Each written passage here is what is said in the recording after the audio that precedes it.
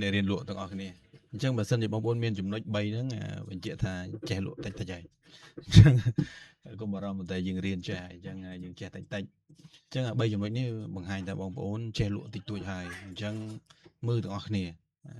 ហើយចេះលក់តិចតួចហើយយើងរៀនថែមទៅវាងាយទី1ត្រូវតែចាំពីចំណុចគោលថាអ្នកដែលចេះលក់គេមានចំណុច3ហ្នឹងទី1បងប្អូនរៀនហើយក្លាហានគ្រប់គ្រាន់ក្នុងការបង្ហាញពីផលិតផល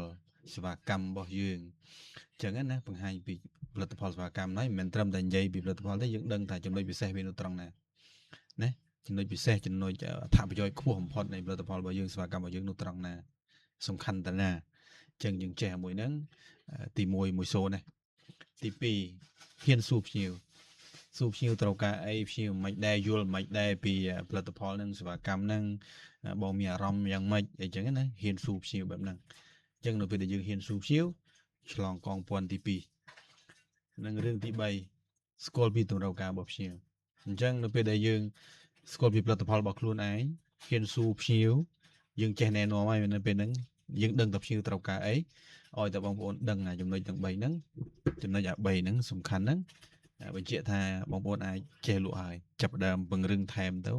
យើងដំណើរការបានល្អអញ្ចឹងសូមទៅមើលឡើងវិញតើបងប្អូនក្រោយពីមើលវីដេអូខ្ញុំហើយក្រោយពីរៀនហើយ